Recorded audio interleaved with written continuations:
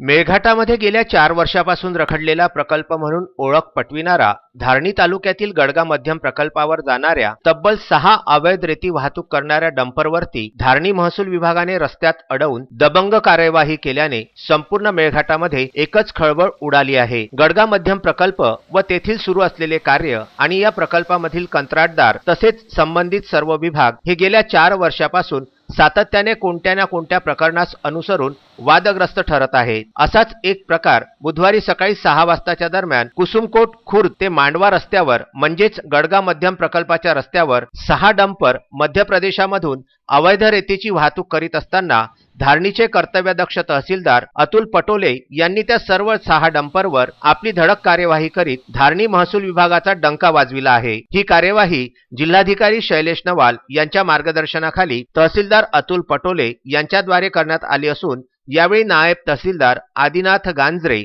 निलेश सपकाळ, तलाठी तुळशीराम मालवीय, पोलीस अंमलदार रवी पाखरे, नंदकिशोर पाटमासे आदी यावेळी उपस्थित होते। अवैधरित्या रेती वाहतूक करणाऱ्या 6 डंपरवर महसूल विभागाकडून प्रत्येक ब्रासच्या मागे 24,000 रुपये व प्रत्येक डंपरचे 2 लाख रुपये असा 6 डंपरवरती एकूण 23 लाख रुपये दंड होण्याची शक्यता आहे। गडगा मध्यम प्रकल्पावर दररोज हजारो ब्रास रेतीची वाहतूक केली जात आहे। ही रेती अवैध असून या रेतीबाबत रॉयल्टी सुद्धा प्रमाणापेक्षा कमीच असते। गडगा मध्यम प्रकल्पावर दररोज हजारो ब्रासची अवैध रेतीची वाहतूक केली जाते। 494 कोटी रुपयाच्या या प्रकल्पाच्या अंदाजपत्रकामध्ये रेतीची लीड आसेगाव येथील असून प्रकल्पावर मध्य प्रदेशामधून अवैध रेती वाहतूक केली जात आहे हे विशेष।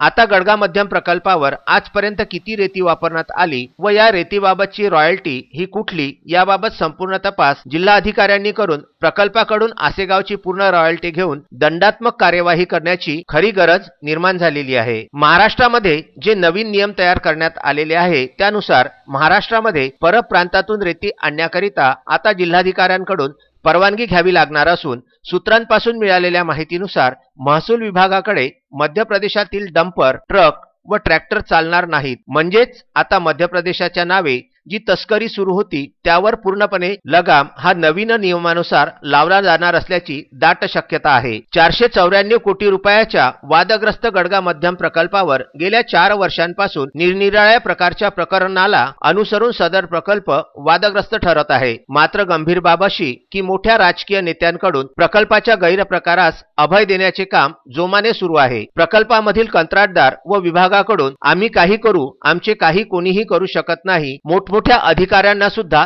धमकी दिल्या जाते। आमचे नेत्यांसोबत सेटिंग आहे असे सांगून पत्रकार व इतर नागरिकांना प्रकल्पावरून हटविले जाते हे विशेष।